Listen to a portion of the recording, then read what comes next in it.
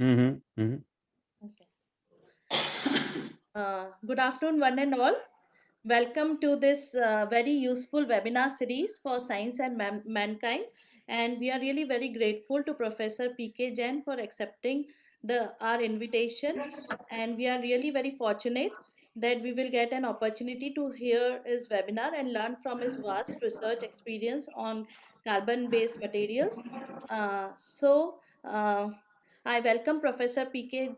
Jain to our university, and I also welcome all the panelists, which include Professor Bharti Dave, the Dean School of Science, Professor Amish Vyas, Dean School of Engineering, Mr. Abhinand Pandya, our strategic manager, Dr. Polomi Sen Gupta, my colleague from chemistry, Dr. Siddhant Patel from chemical engineering, Dr. Ankish Srivastav from physics, and most importantly, our provost, Professor J.S. Yadav.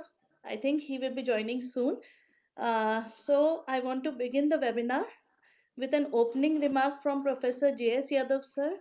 Uh, is Professor J.S. Yadav sir joined? Uh, so we can start with a brief introduction of university by Professor Bharti Dave. Yeah, ma'am can take it off. That's fine. Yeah.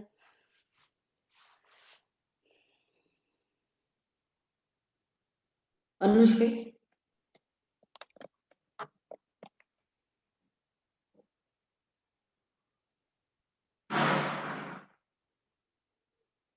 Anuj bhai.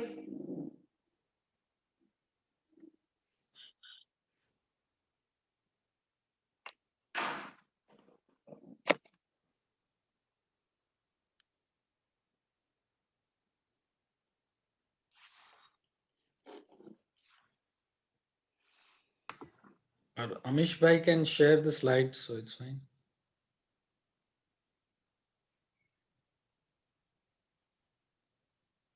Okay, sir, I will do. Yeah, the share kar do. Slide share करो ना. Okay, just give me a minute, I will share it. Okay, Yeah, thank you.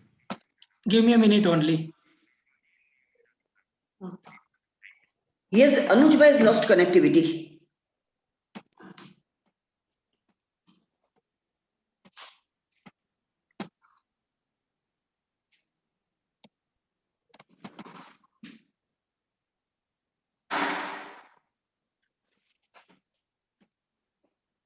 Okay, I am sharing it.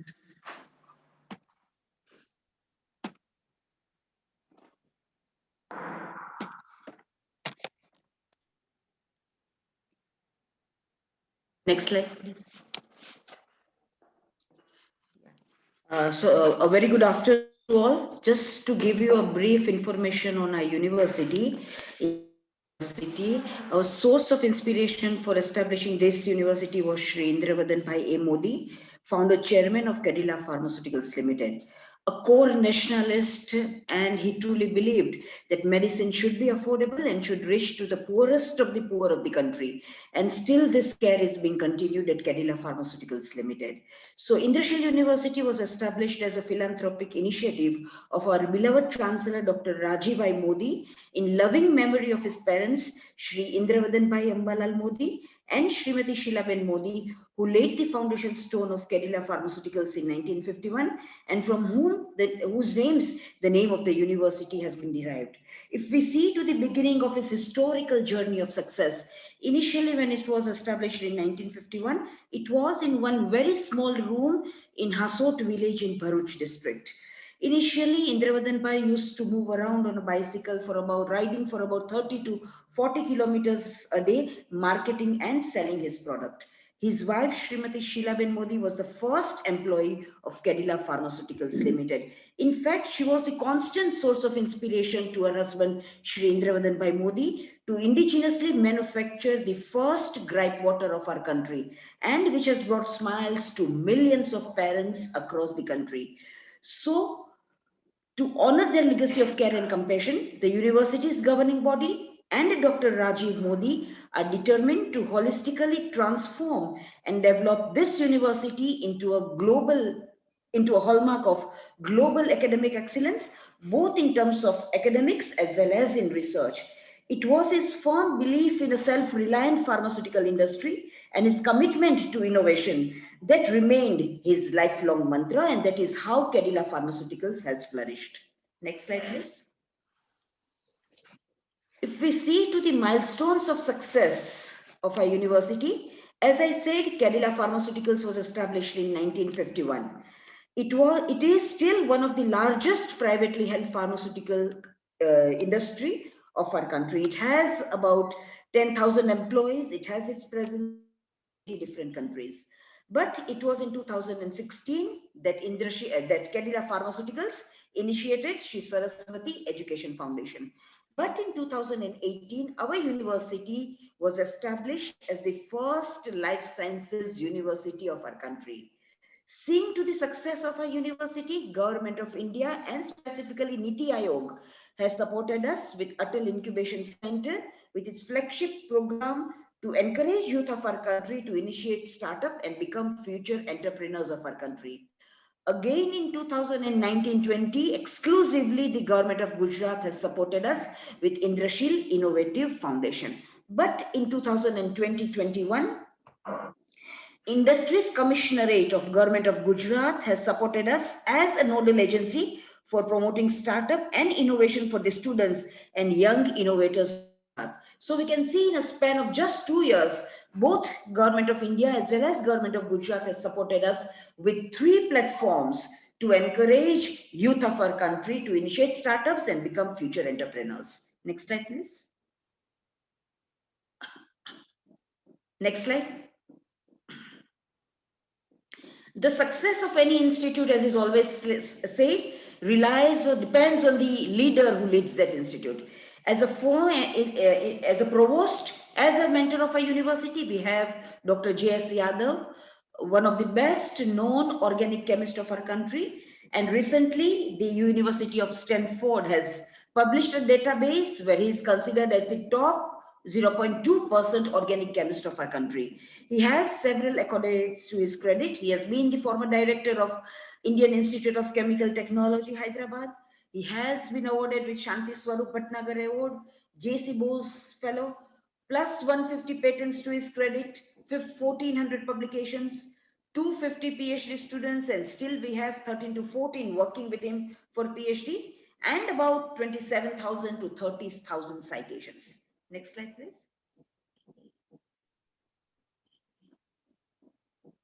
So what we offer at Indrashil University is academic excellence, both in terms of teaching as well as in research. We do not compromise either on our curriculum or in any sort of research programs.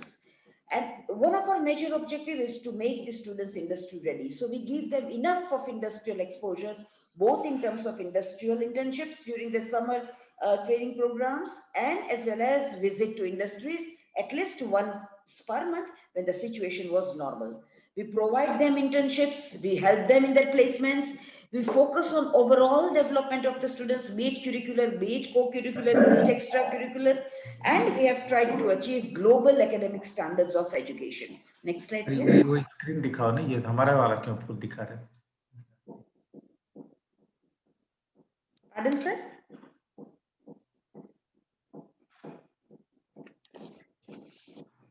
So at Indrashil University, we have School of Engineering as well as School of Science, where we offer BTech, Computer Science Engineering, Mechanical Engineering, Chemical and Biochemical Engineering, BSc Honours in Chemistry, Biosciences, the first university in Gujarat to offer honours at an undergraduate level.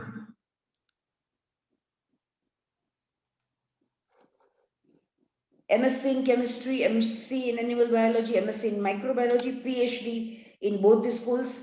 As I said, we have tried to achieve global academic standards in terms of international collaborations. We have collaboration with Sacred Heart University, USA, Tuskegee University, USA, Newcastle University, Australia, where the student can avail in Computer Science and Engineering 3+1 degree programs. Next, 3 years at our university, 1 year at their university. Next slide, please. So we have very highly sophisticated state-of-the-art laboratory facilities with sophisticated instruments as GCMS, HPLC, FTIR, IR. One of the instruments that we have recently procured is NMR, Nuclear Magnetic Resonance.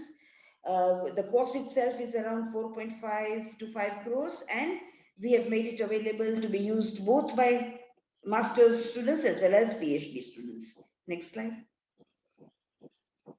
Next slide, please. Next.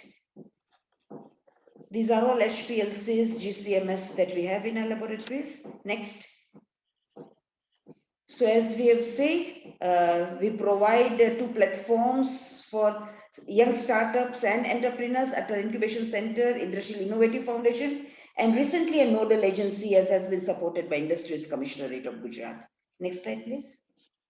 So in form of all these 3 platforms, we provide access to world-class R&D labs, dedicated office and lab space, 50 lakhs as kickstart support, 2 crores as seed fund support, hand-holding by renowned mentors. It may be from industry, government departments, agencies, R&D laboratory, etc. Overall support if they want to take up their startup to a sustainable business. Next slide. So this is in short, in brief, the introduction of our university. If anybody wants more information, they can visit our website, they can email, or they can call the person concerned at this phone number. Thank you very much.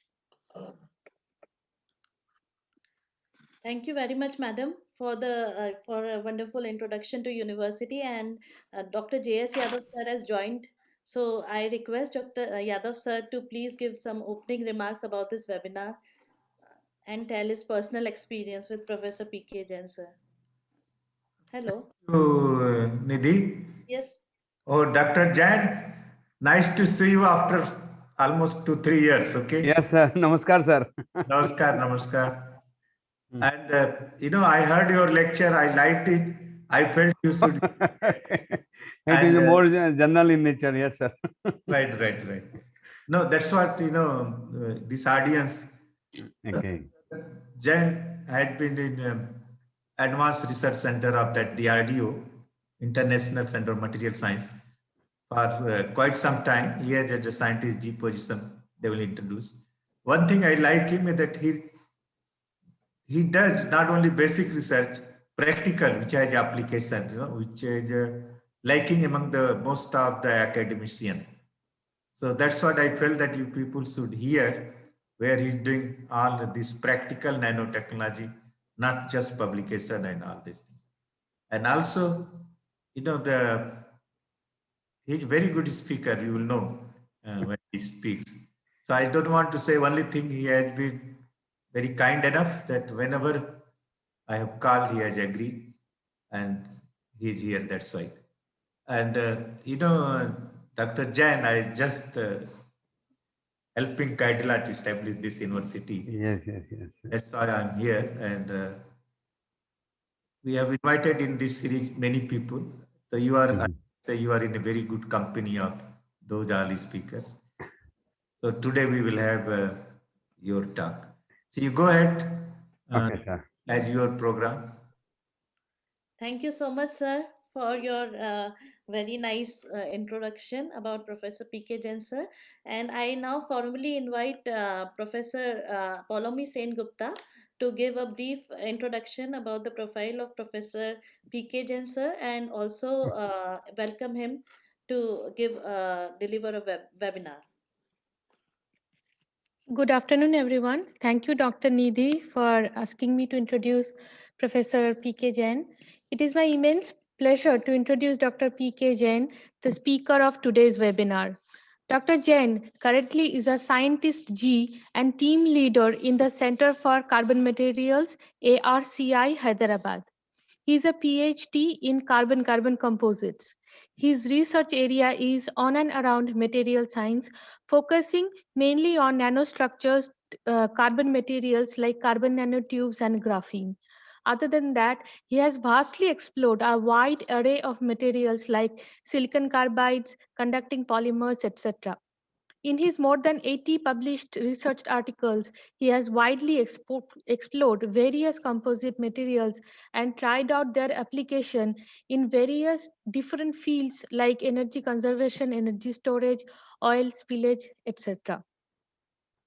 He is member of various professional and scientific bodies like Indian Carbon Society. He is a joint secretary of that society, Aeronautical Society of India, Material Research Society of India, that is MRSI, or Indian Society of Materials Processing and Engineering, as well as Executive Council member of Nano and Molecular Society of India.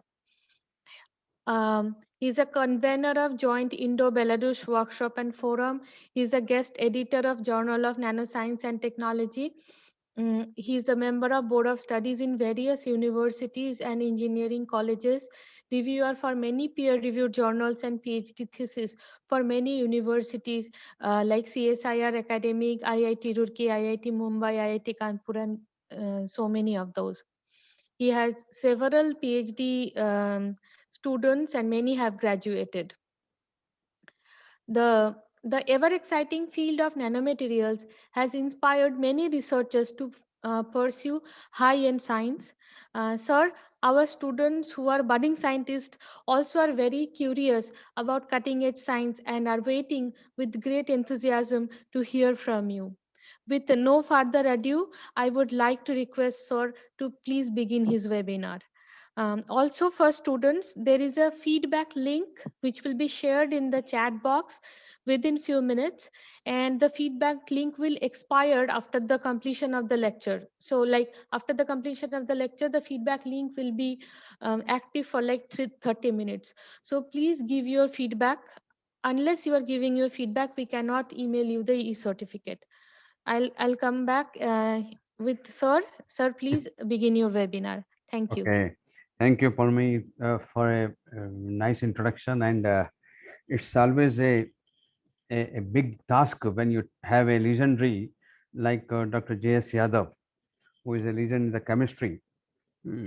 And when you see his contribution to the science, it's really immense. And a very impressive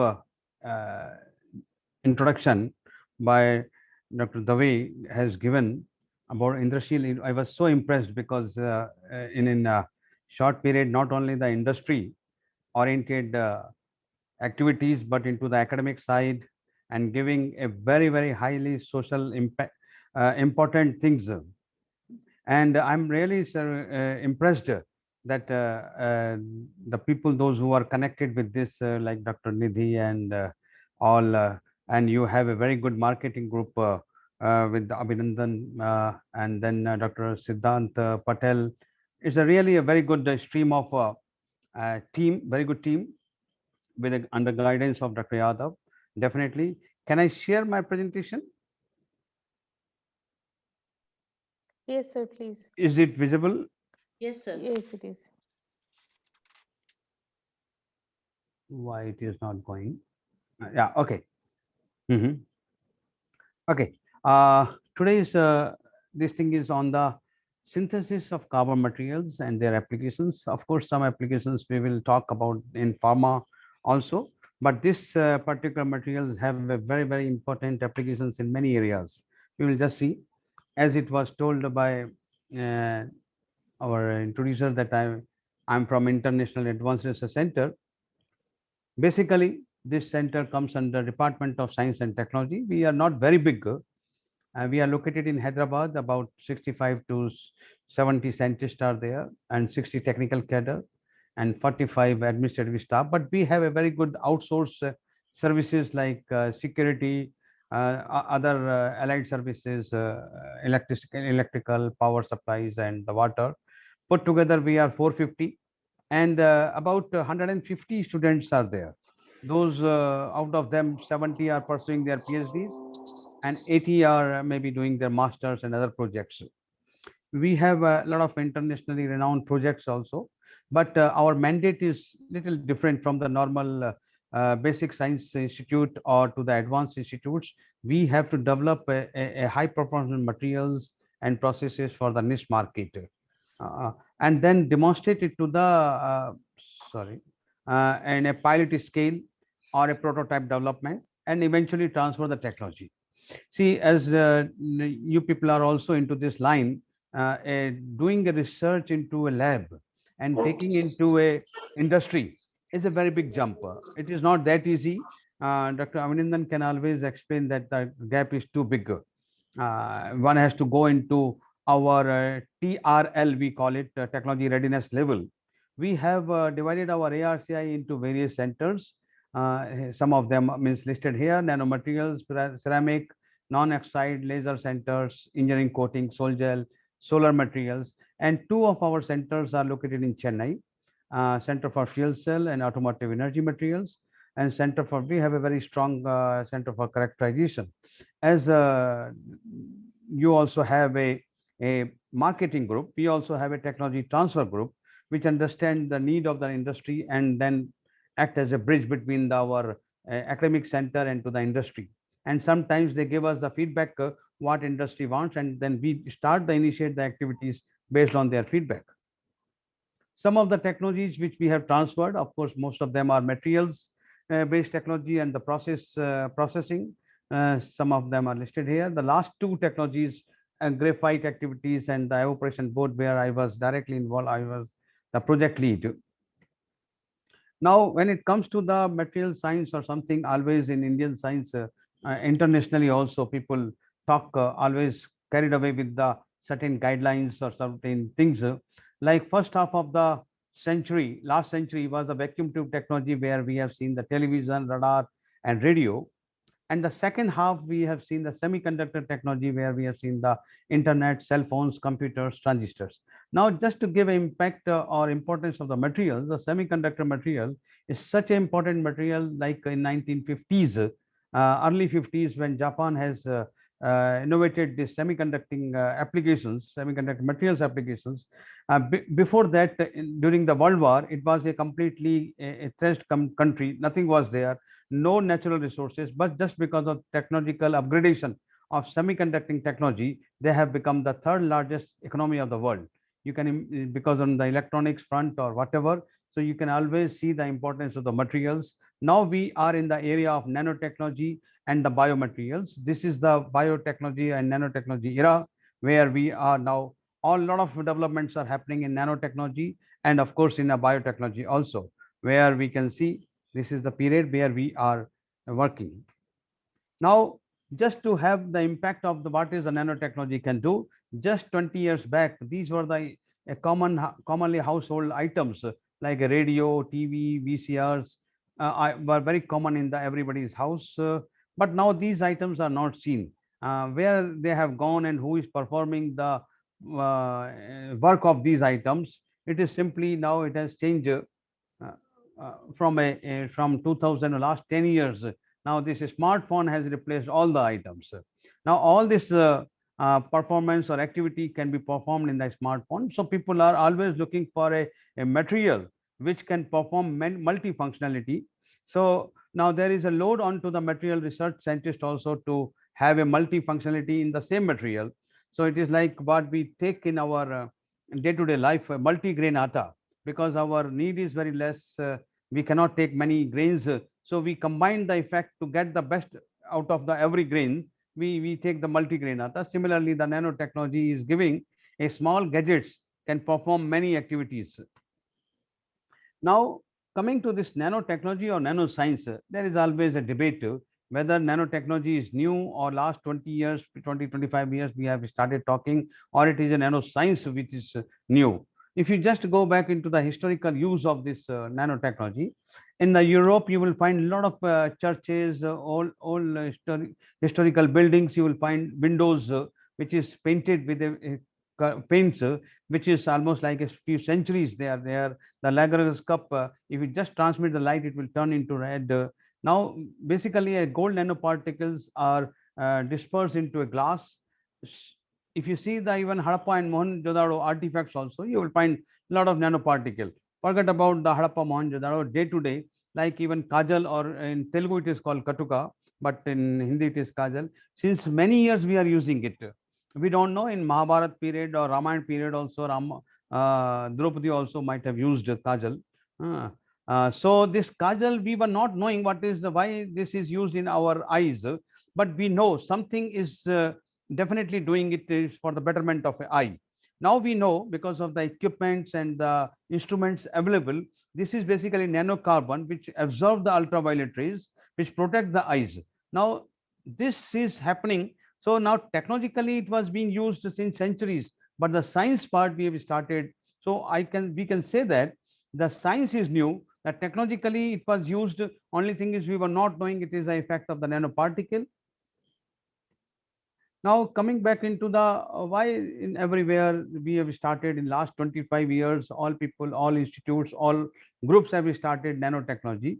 And the reasons are very simple, because this is the uh, area which is directly or indirectly affecting in all fields, whether it is electronics or space or biological things or sports or cosmetics or in pharma or in defense. You just name any area of applications, it is nano is playing a very important role. And apart from that, is a big money is involved, like many Dr. Yadav knows, because the Department of Science and Technology started a nano mission where a lot of funding is given to the young researchers to do research onto the nanotechnology.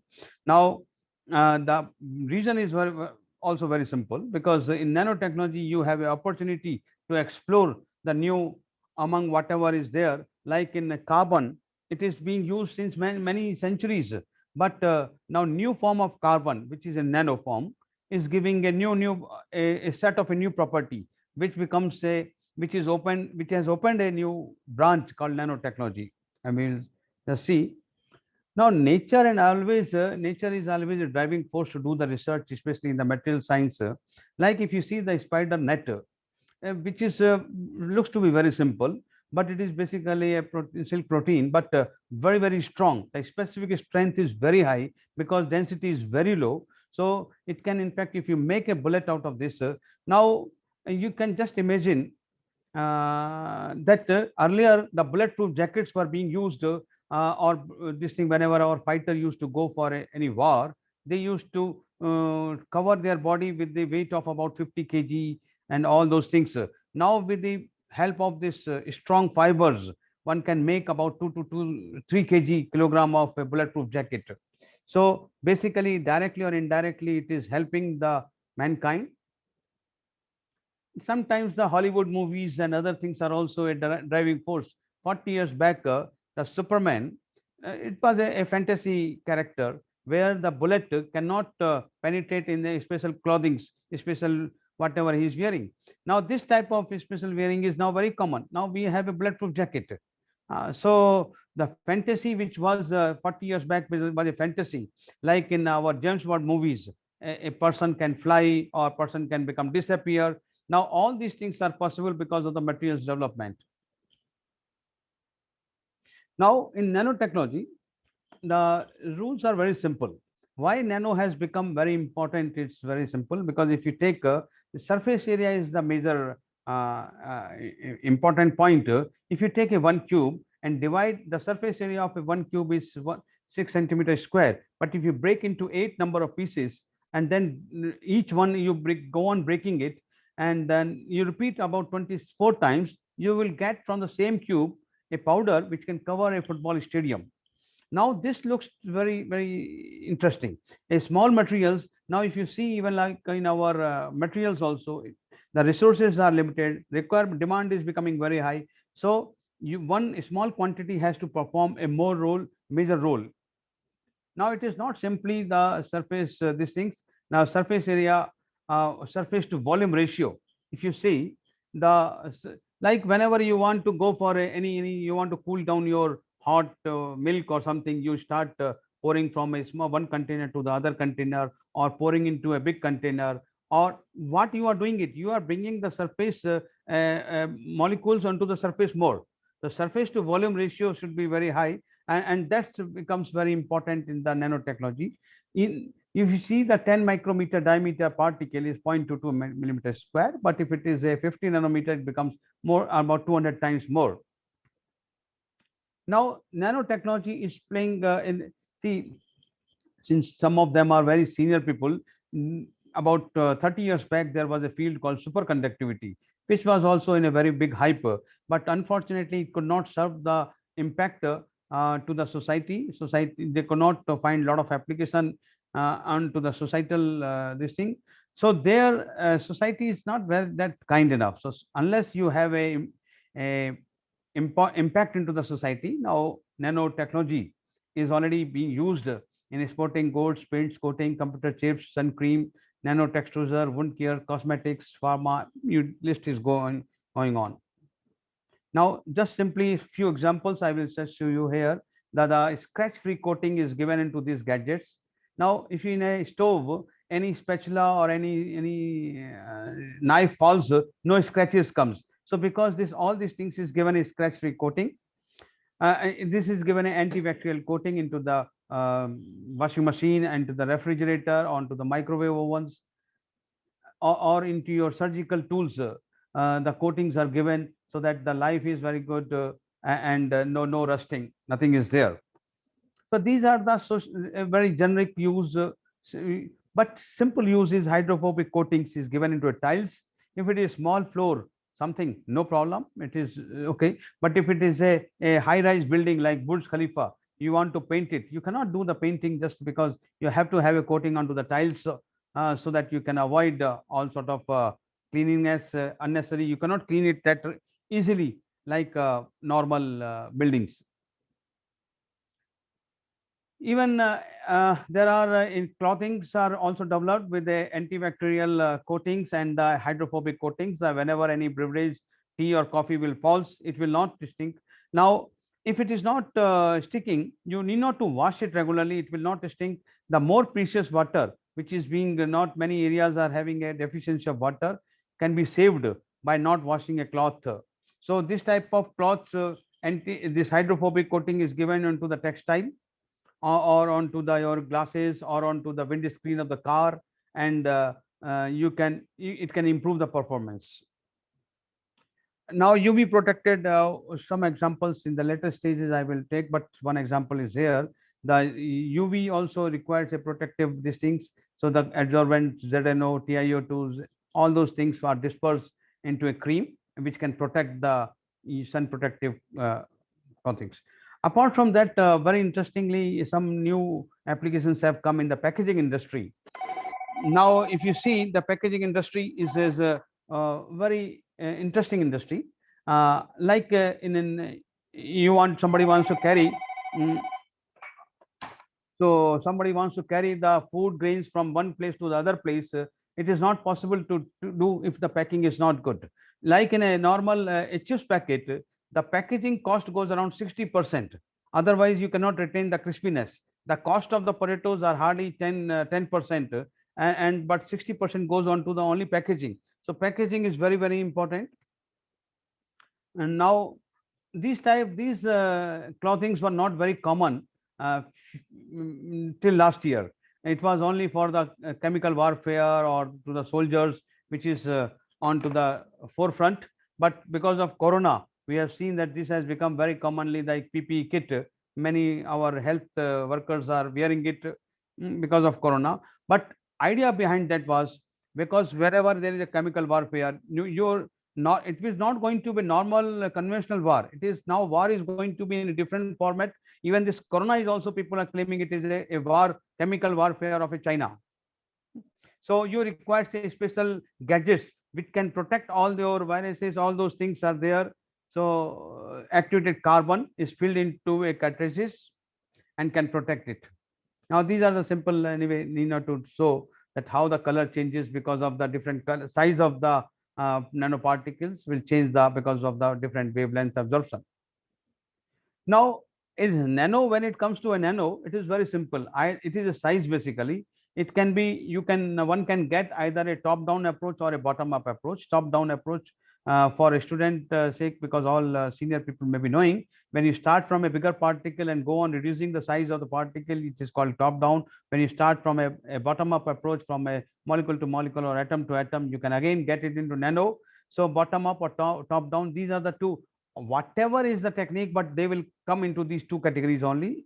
Each techniques are having advantage and disadvantage. Top down is having some advantage. It is less inexpensive. Large scale production also can be done. The old and well established, and you will get a very good possibility to get 2 to 20 nanometer particle. But disadvantage is you cannot control the morphology. The introduction of defects is there, introduction of impurities. Like in our normal day-to-day, our mother, when they grinds turmeric powder, if you just do the analysis, turmeric powder, you will find some of the particles will be of nano size. but we cannot call our mother as a nanotechnologist, because if we ask her to do it the same particle size distribution, she cannot do. So anything in research, if it is inconsistent, the industry is not interested. Industry want a consistent result so that the consistent performance can be achieved. Similarly, in the bottom-up approach, you have some advantage like soil gel technique or other techniques, but disadvantage is it is cost of a raw material is very high. The use of toxic solvent and other systems are there. So depending on your application, one can select the process, whether it is a top-down or bottom-up approach. This slide shows the importance of the, it is a compilation of importance. Why this nanotechnology is important? Because once you are into a nano size, your all electrical properties will change, magnetic properties, mechanical properties, optical properties, chemical properties, or even the physical properties. The density of all nanoparticles are very, very low. The carbon density is 2.26 conventionally, but when it is in nano size, its density is 1.4. The mechanical strength was, the modulus was 1060 GPa, but now we are talking about terapascal. So all the properties got modified when it is in nano size. So what is so common? Only the name. So that's the reason all countries are giving a lot of money, lot of funding, because now there is an opportunity to redefine the periodic table, to redefine the materials, to redefine the application, or exploit the materials into a bigger way. Now, as I told you, all these things are possible, and Dr. Dave has, I was so impressed because you have a very high-end equipment. And nowadays, research has focused into the equipment-based research. Now, if anybody says, I have developed a carbon nanotube, unless you have a Raman, all carbon looks black. So this is the equipment-driven research. Unless you have a good set of equipments, your research will not get that type of high impact. So I really appreciate Indrasil is having a very good infrastructure onto the characterization. Now coming to the carbon is since centuries people are using it, but last 30 years back when people have discovered the fullerenes, it took long time for the whole world whether to accept it, that fullerene has been developed, and then it took almost 5 years, 6 years to confirm that fullerene was there by some other group of the country like Krasmer and Hoffman. And once they established, then the whole research has gone into a nanotechnology. That's the reason the carbon is having a very a leading material into the nanotechnology, because it has opened a new class. And that's the reason in 1996 people got the Nobel Prize, those who have discovered the fullerene. Now when it comes to a carbon is a blessed material. You will not find any combination of such properties in any other material, which is one of the hardest material is diamond, nature's hardest material. All the hardness is with reference to the diamond. One of the softest material, graphite, that one can convert them into a pencil, and then even LKG student can write. It can be made highly porous. The graphite foam can be developed, which is a very low density, highly conducting material. The activated carbon, the surface area can reach to almost like a 2,000 to 3,000 meters square per gram. There is no other material where you can reach to this type of high surface area. The strength, the specific strength of carbon nanotube or graphene, those who are in the material science, they know the graphene is called to be one of the ultimate structurally strength material.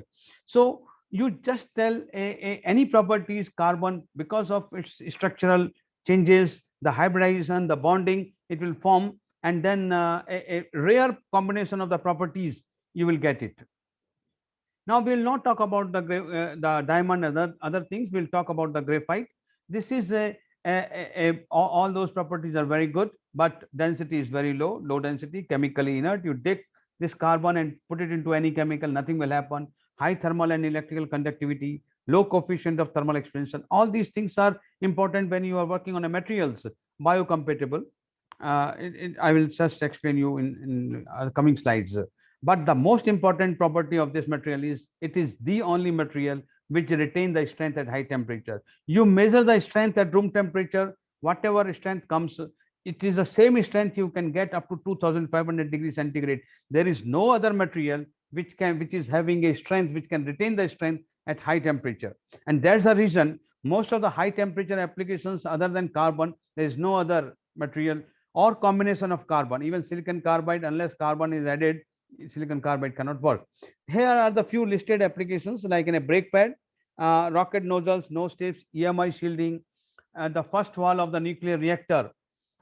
Nuclear radiation is another important radiations, which is no materials can. The first wall of the nuclear reactor is made out of graphite. The filter for radioactive materials, the engineering applications. Since you people are working in pharma, you cannot have these things. But if you are working in ceramic and you want to press at 2000 degrees centigrade any material, what type of dye and mold you will use it? Only graphite. There is no other material which can withstand to 2000 degrees centigrade.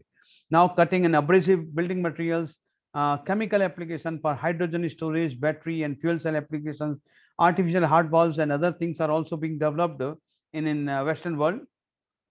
Other applications like pencil, heat insulators, conductive paste sealing, you just go on. These are listed just to give you a pictorial idea how it works. This is the nose tip. The missile, when it is tip of the missile, and the missile when re-enter into the space, temperature encountered is 2500 degrees centigrade. Now no material can withstand that temperature. The braking system, now the material like in an aircraft, 2500 degrees Celsius it can withstand. Now you just imagine an aircraft in an airport. The speed is around 500 km/h and the weight is about 500 tons, half mv square. That much of energy, where it is going into the braking system. And the heat generated during this is very high. Unless it is having a high conductivity, it cannot withstand. So the all aircraft brake pads are made out of carbon composites only. This is the die which we have used in our applications: turbine blades, graphite electrodes. If you want to do a metallizing furnace or blast furnace, you require an electrode which is about 40 feet length. All paint industries, tire industries, you name it. This is list is endless.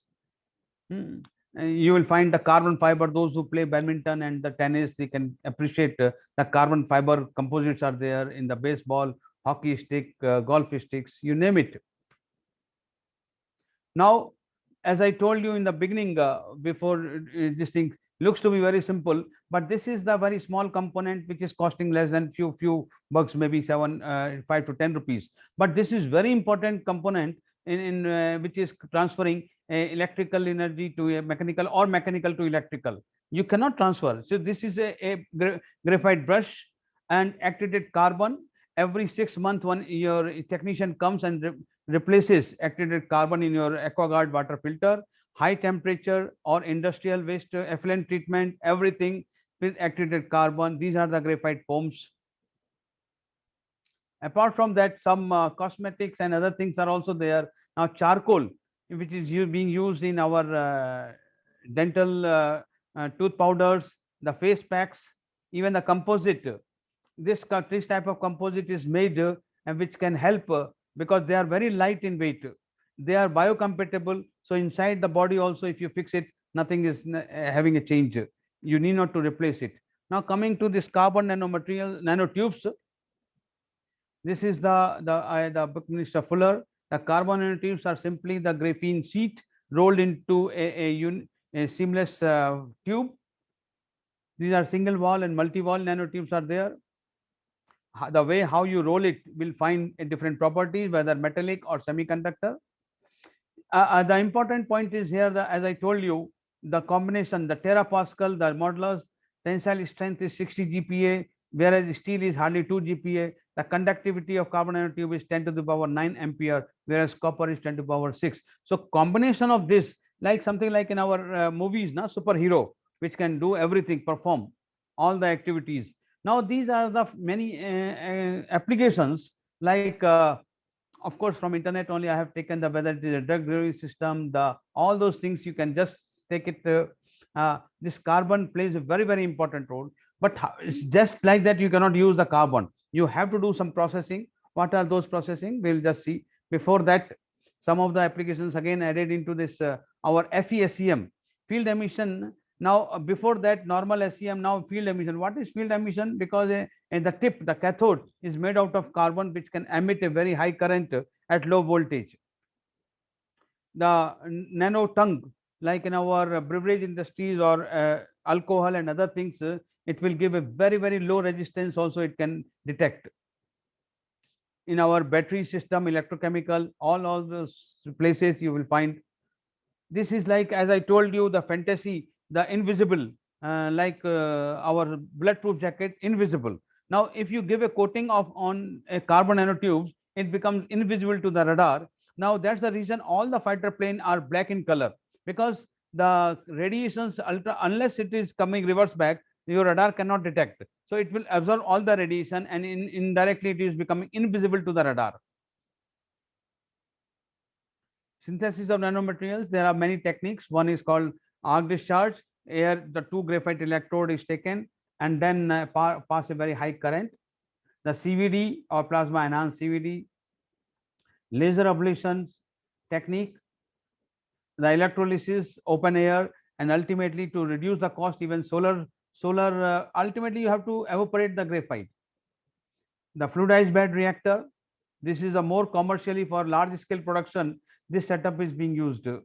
In our center, we have arc discharge center where the graphite electrode is deposited. This how you will get the carbon nanotube, but a lot of impurities are there.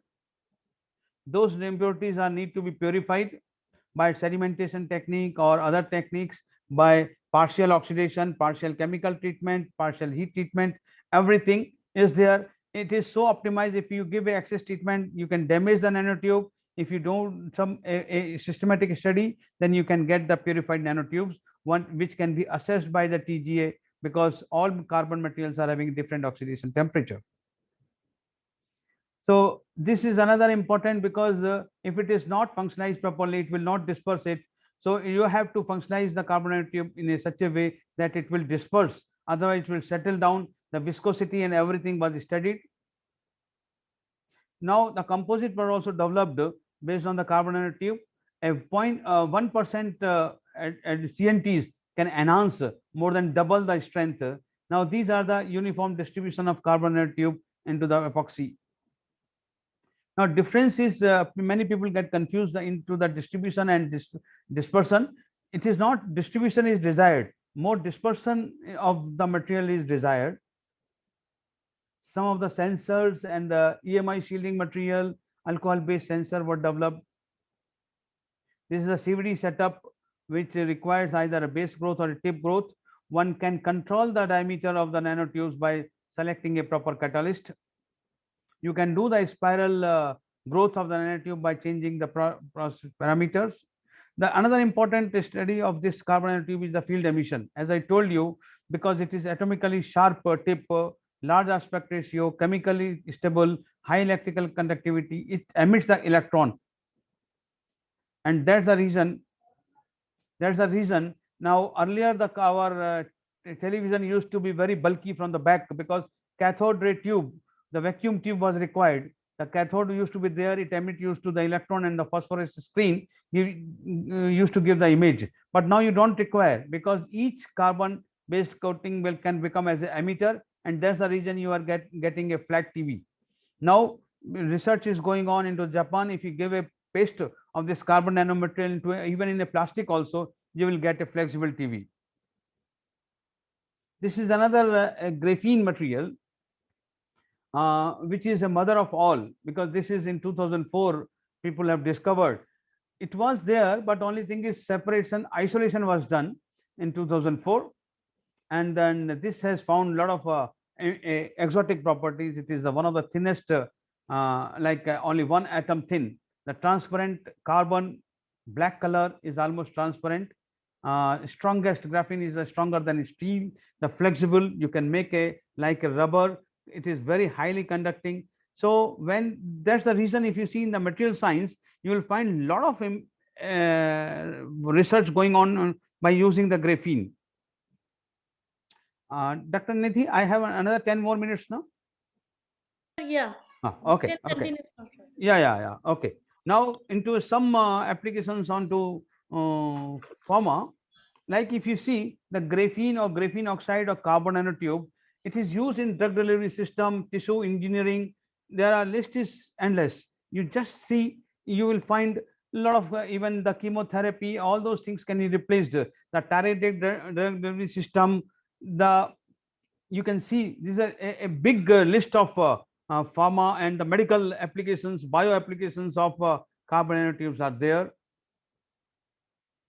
Now, if you see like even sensor, glucometer and other sensors, people are working on many since many decades. It is started since 1956. Now we have a nano biosensors in 2000 onward, nanoparticles based. Now CNT for these things like in vitro, in vivo, I don't know much because you people are more expert, but I have just seen that there are a lot of impact of carbon nanotubes are playing a very important role. Even the neuronal differentiation, neural stimulation, all those things are possible with the help of I don't know, because you require a clinical test. We are only material developer, but we find that these are the nanotubes by suitable processing can be useful for the bio applications also. These are all these things are there, but the important point is the raw carbon materials are not, they are highly hydrophobic surface and are not soluble in the aqueous solution. So you, for biomedical applications, surface chemistry or the functionalization is very much important.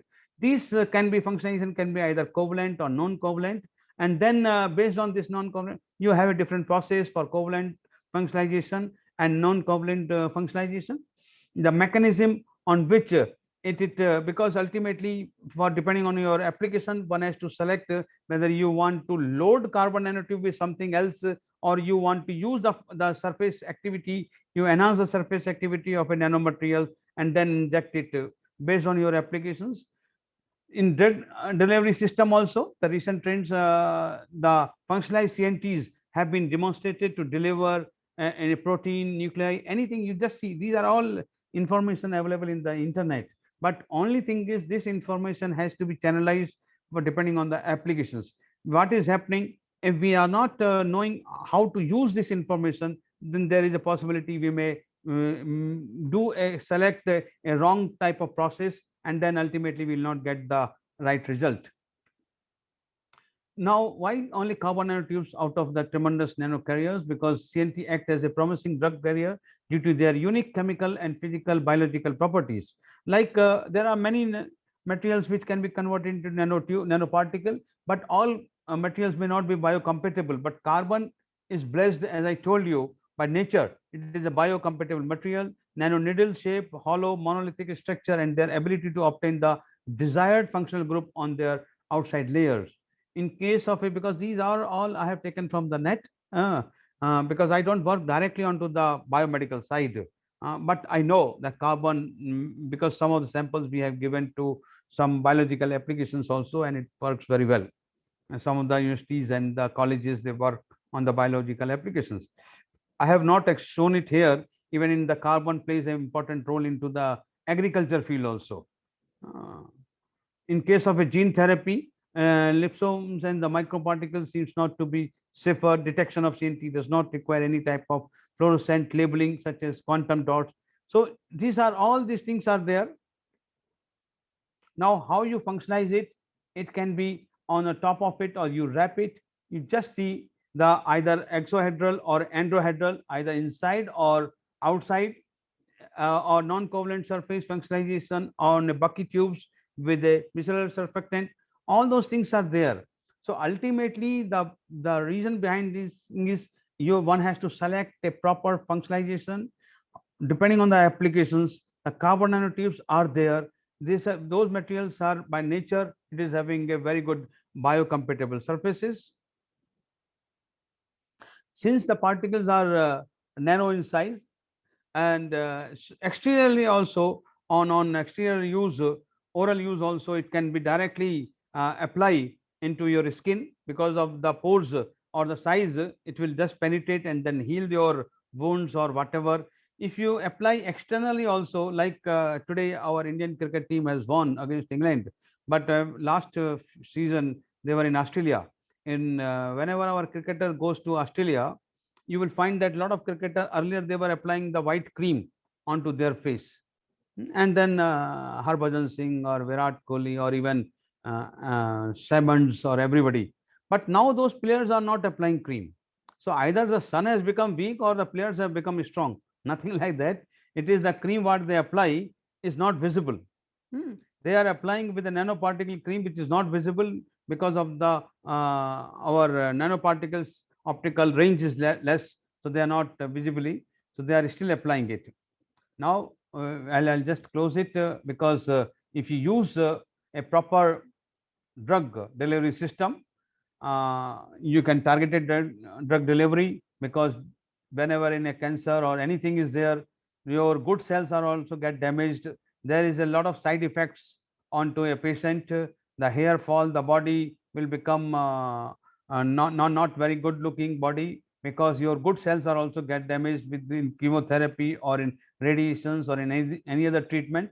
If the targeted drug delivery system is employed in India, it is not very popular. Still a lot of research is going on, but I'm sure company like Cadila or your universities definitely are working very hard, and shortly, and especially in the last year, Indian pharma has, because of our corona vaccine and other things, so Indian research chemists are also regarded very are having a very high respect. Otherwise, internationally, we were not that having an impact, but very impact. Now coming to this few last 1 or 2 slides, this man has predicted in 19 like just in 1954, 3 years after your Cadila was established, 1951, that in 2004 computer will be like this, because in America people predict what will be the life in 2050, like we are in 2021. So they predict now. So this man has predicted, but now we are having a computer like this, so all predictions have gone wrong. Similarly, NASA is predicting based on the carbon nanotubes properties and other things, a space elevator can be made, because these combinations are very rare. But whatever we know in the materials, more is unknown. Whatever we know is very less. Now, as I told you, nanotechnology all over the world, people are working in India also. Within Hyderabad, we have more than 50 groups. So people are just like joining it, but many of them just they are following the others, and it is not many times not a good trend just to follow others. Sometimes you do your own isolation separate research, it will give you more fetch. Many times we are looking for others, the solutions. The outside world will give a solution, but solution is always below us. So we have to just explore our strength, and whatever we have, we should try to use it. Like this man is trying to see the help from the outside. Like for most of us, our researcher, for us, Google is the main guide. Whenever any guide tells something, they just start searching into Google and then feel. But Google information is superficial only on this thing. If you want to go into the depth, you have to read a book, you have to do a work, then only you will get the strength in your this thing. There is always in every activity, there will be a comfort zone. You have to come out of that to just into a lack of, because whenever you want to go out, come out, it is not that easy, because a lot of fear zone is there, because we have a lack of self-confidence, find of excuses, all those things are there. And then but once you cross it, then it will go into a learning zone, and then the growth. Like I think what Dr. Dave has shown about the Cadila has already into the growth zone. They have all surpasses all the zone. Now they are the thing, they are the company which India can proud of it. And thanks all the management, especially Dr. Yadav and the whole panel, and Dr. Nidhi, Dr. Dave, for giving me opportunity. Thank you very much. It is the last symbol is here. If you do research in a systematic way, the whole universe, whole galaxy is under your palm. It's only the simply how you process it, your material. Thank you very much for giving opportunity. Any questions? If any, not a question, if any discussion or anything is there, I am open to discuss. Thanks a lot. Thank you very much, sir, for your very engrossing webinar about the enormous applications of carbon-based materials.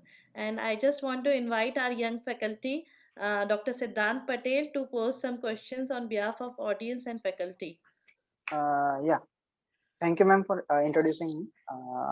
So there are several questions. Oh, two or three questions are there.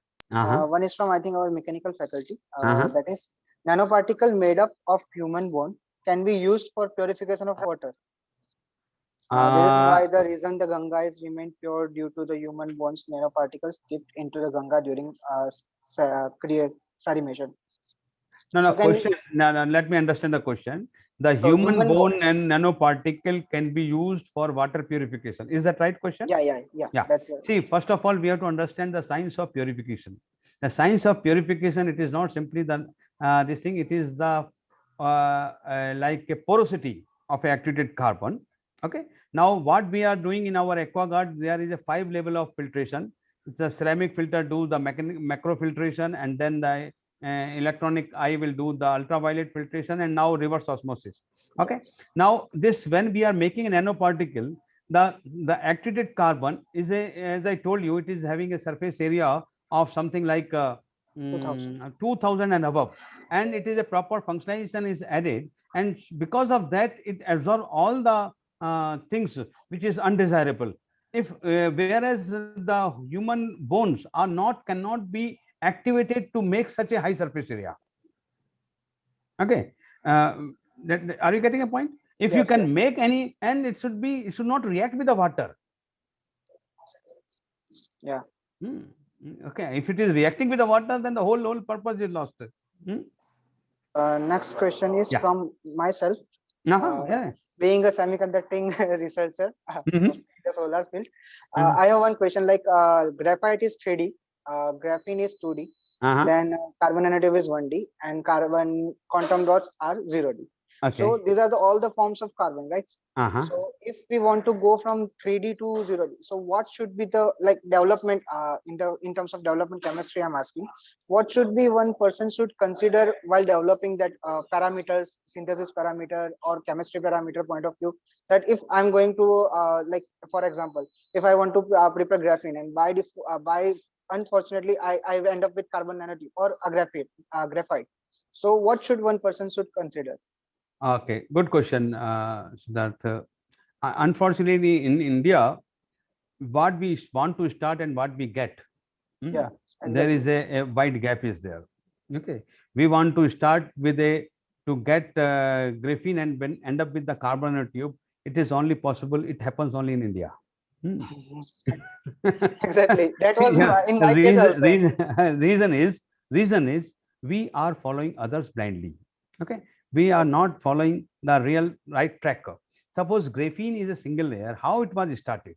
It was started with the HOPG, highly oriented pyrolytic graphite. Okay, so people have started with the peeling off with a Scotch tape technique, and based on that, they got the Nobel Prize.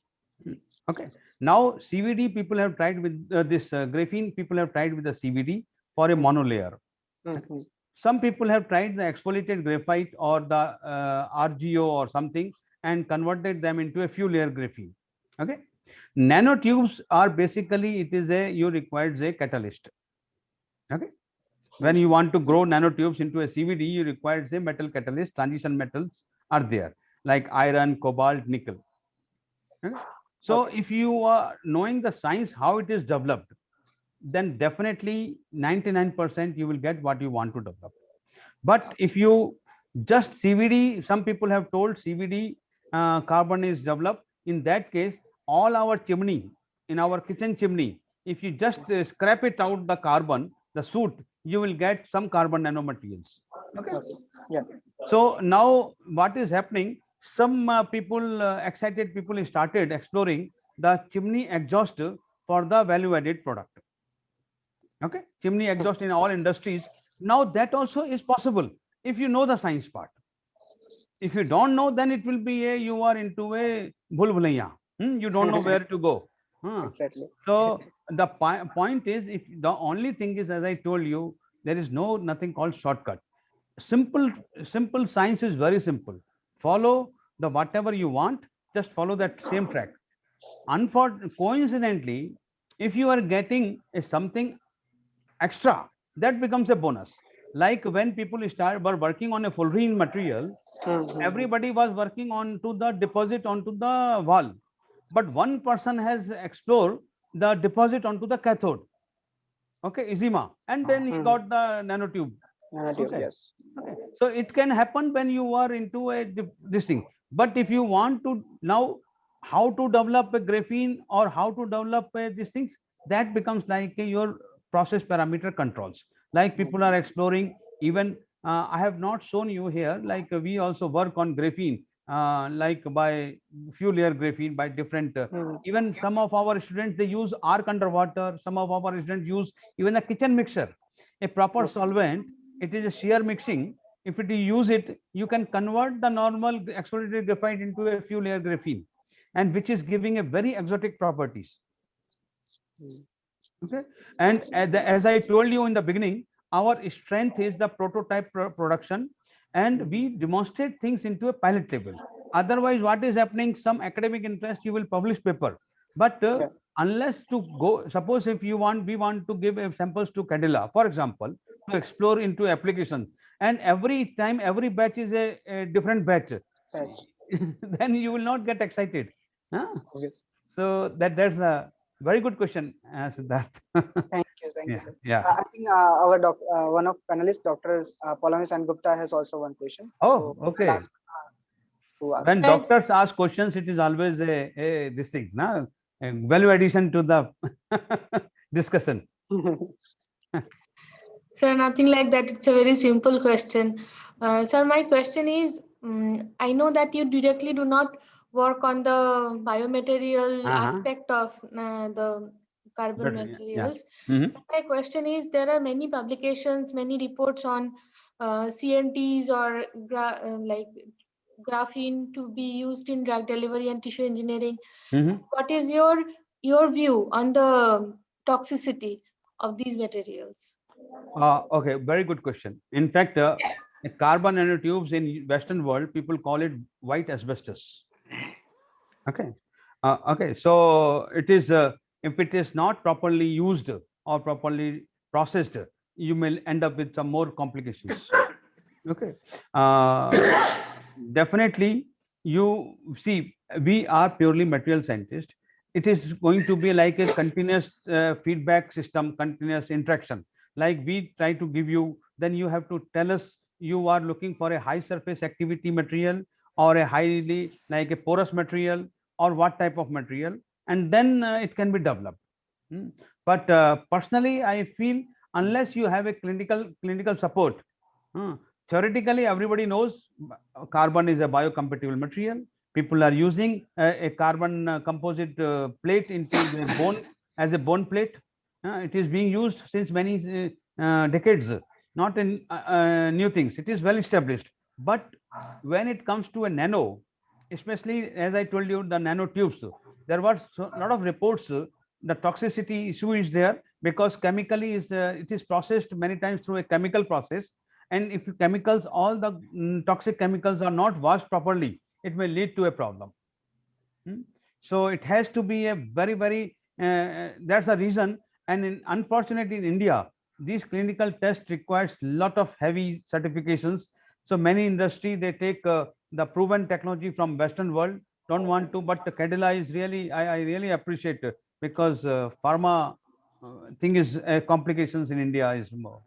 Like even the COVID test has COVID vaccine, lot of controversies. People deliberately put controversies. There is a one DST institute is called Sri Chitra Trunal in Trivandrum. They do a lot of materials work as well as to the biomedical. But if anything you want from our side, we are ready to help you. Suppose you want some carbon nanomaterials for your internal test purpose or experimental purpose, definitely there is no problem. Okay. And you, if you give us the feedback, no sir, this material was not dispersed properly, we will give you more functionalize these things. All those continuous help we can always provide. Sir, there are 2-3 questions more. Yeah. One is Hiren Patel, our student, is asking, Mhm. is the any application of carbon nanotube in agriculture field? And if there is, then what would be the cost? Like, Oh, is okay. it cost effective or not?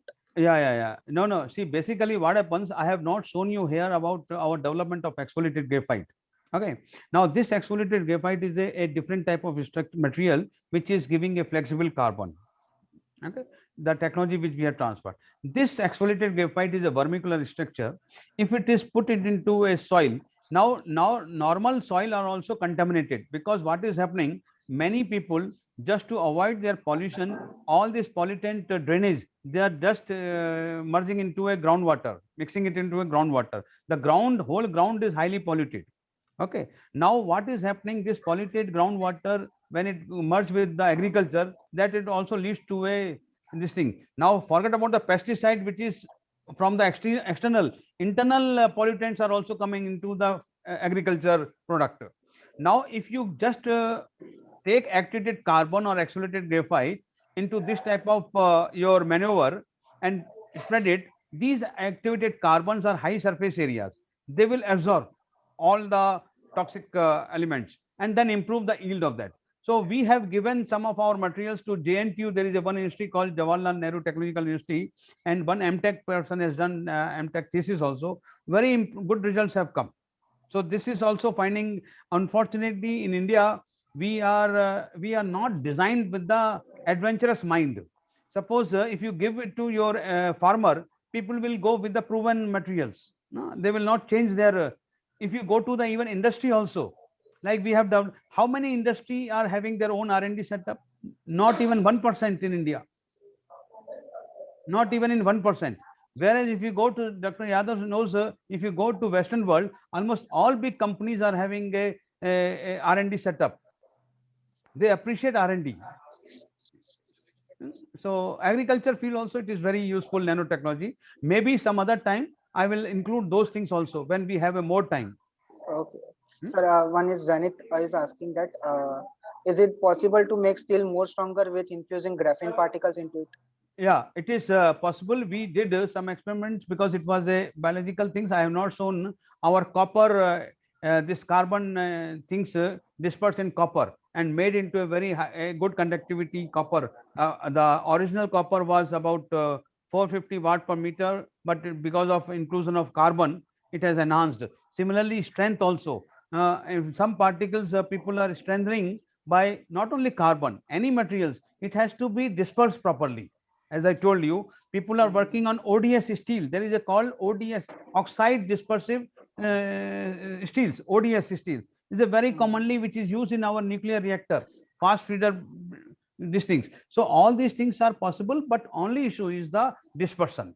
How to disperse, because all these materials are low density material, whereas metals are very heavy materials. You cannot disperse uniformly. So you require a ultrasonicator with a high temperature capability.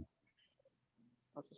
So Dr. Ishan Vai Pandya is asking, can we use carbon? It is related to again this agriculture field, that conversion of soil organic carbon in agricultural lands. I think answer is given, but if you want to elaborate it, can we use carbon nanomaterials in a conversion of? See, only thing is in India is the cost is always a very crucial decisive factor.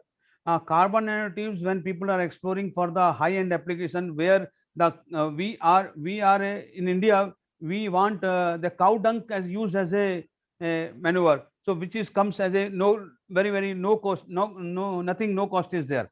So carbon nanotubes are still a costly material.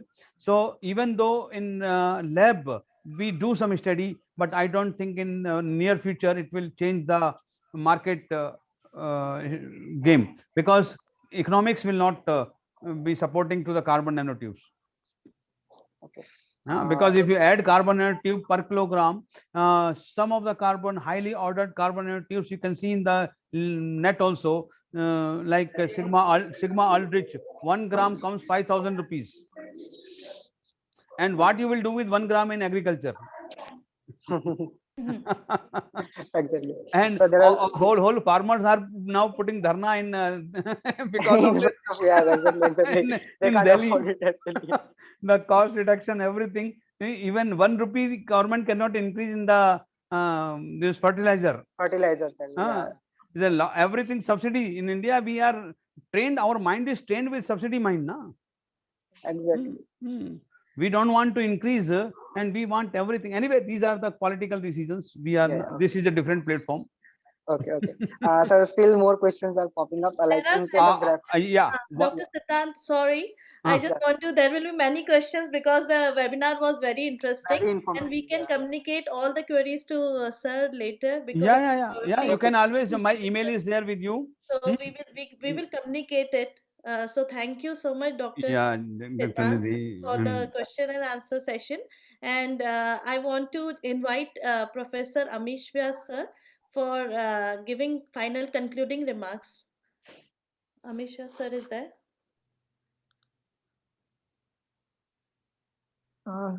Sir, please Yes, unmute good yourself. afternoon. Yeah. Thank you, Nidhi madam, and good afternoon to everyone, especially to Professor P.K. Jain. It was very interesting. I have seen all these things and heard. Sir, I would like to say one line for the use of this nanomaterial. And judicially, it is, we are always saying since I think 2007-8, I am saying that nanotechnology is very good, but only a thing is that it should be used judicially because there are always the dangers and pros and cons. So it is a very, it is a totally game changer kind of a thing, this nanomaterial is. Even in clothes, textiles, or you can say appliances, home appliances, or in the industry, or in form of the catalyst, or everywhere you can see. Even in the construction industry also it is highly used now to control the climate and even to control the moisture level and everything. So what I can say, because we are having very less time, so I would like to conclude in nut and shell that it is a very good material, very useful to the industry, society, nation, everywhere. But judicial use is very much essential. We must apply mind before using it because it is a nanomaterial and anyone can use it in a different way also. But yes, you have explained in a very wide range, sir, very wide range. And we can see the strength of this nanomaterial, though it is very small material. The strength is, uh, like anything beyond certain material, and sometimes you can find the strongest material using this nanomaterial. So it is the beauty of this material, and students must get benefited out of this lecture. Thank you very much, sir. Thanks a lot for this. Thank you, Dr. Vyas. It Thank was, you. you rightly told, this is the field which is highly used, misused, and abused. Yeah, yes. But as a chemical engineer, sir, I would like to say one thing, because we only blamed every time for the environmental issues that only chemical engineers are responsible. At the same time, I would like to say that only chemical engineer can save this environment. Very good. Yes, I'm with you. So both the sides it is there. We can use or we can misuse.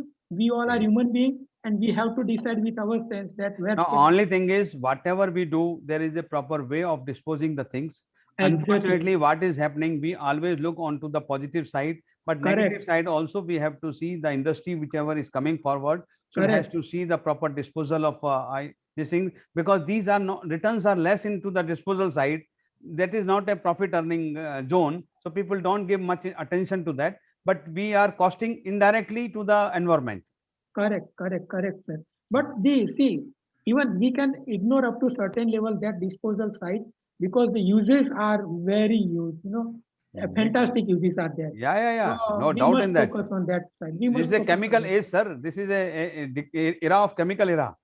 Yeah, yes, sir, yes, sir. Sure, Dr. Jain, it was very nice lecture, and I'm sure a lot of people got benefited. Thank you, sir. Thank you. One time, almost 400 participants had touched. Oh, 400. Oh, okay. That is only the on the Zoom. Oh, Zoom. Yeah. Okay. There are also on YouTube, also on Oh, what is that called? oh, very So good, sir. like Facebook and all those. That is not counted. That really Oh. come here. So I'm Sir, sure more than 500-600 people have attended, and it was very useful lecture. Our Professor M.M. Sharma or Professor G.D. Yadav. Okay. Today, Amish said that chemical engineer will get solution. I can tell you, those people, they say confidently because they know chemistry also. Ah. Actually, it is a multidisciplinary field nowadays. It is Sure, if sure. a chemical engineer says or material scientist, now everybody like a biologist or biological people, all people have to work together to develop the new applications. Sir, we are really thankful, Dr. Yadav ji, especially to Yadav sir, because talking in front of Yadav sir is always a highly motivational, because he is one of the most popular person in Hyderabad region. Hmm. And in Okay, fact, thank you. yeah, thank you very much, Thank sir. you. Thank you, Dr. Nidhi. Thank you, Dr. Dave, and Sir, I all. just want to Boliye. just a few more minutes, Uh-huh. a formal vote of thanks on Oh. behalf of Indrashil University by Yes. our young faculty Ankit, who is pursuing the research in the same field of Oh, okay. carbon-based materials. Oh, Ankit, yes. Ankit? Yeah, thank you, ma'am, Yeah. for giving me this opportunity. And I, on behalf of Indrashil University, would like to thank our speaker, PK Jain sir, for accepting the invitation and giving us this valuable talk and about the carbon materials as well as its applications. Even as Nidhi ma'am told us, I'm also working on that, but I'm synthesizing the CNTs, carbon nanotubes, and using that nanotubes in sensor application. And this talk is really helpful for not only me to increase my knowledge about this field, but also for all the faculty members as well as students and staff to increase their knowledge in that field. So thank you so much, sir, for giving us this talk. And thanks once again. And also I would like to thank our own Yadav sir, Provost IU, for his opening remark.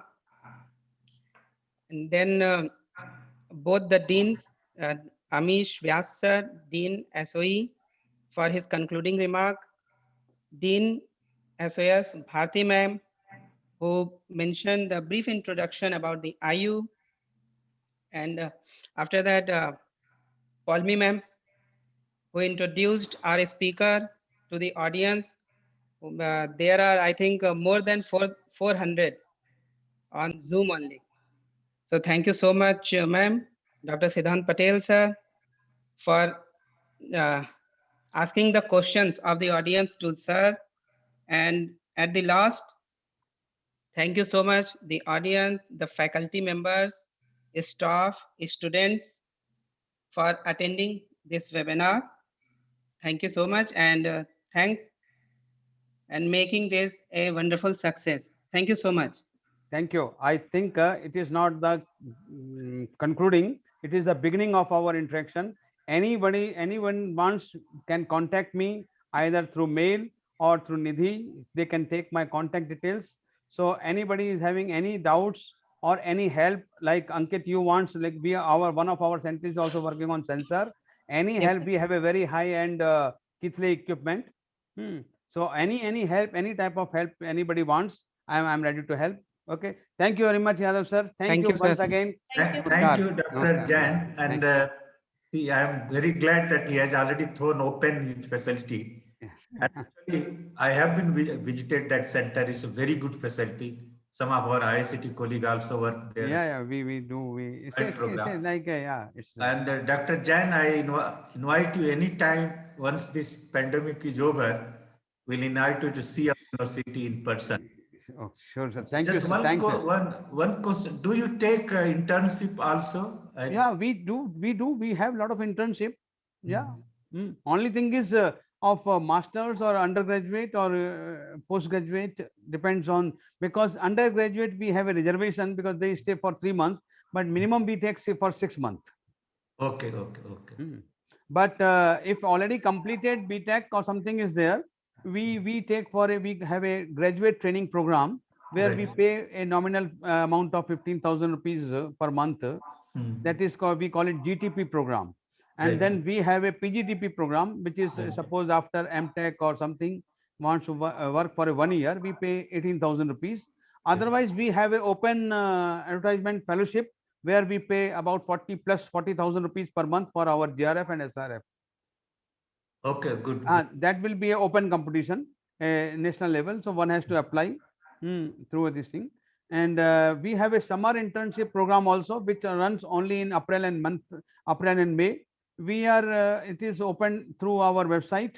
About 1,500 applications we receive per year, and hardly we take 60 to 70 from each university. But if anybody is interested, 1 or 2 candidate, I can push my, use my weight for getting in, no problem.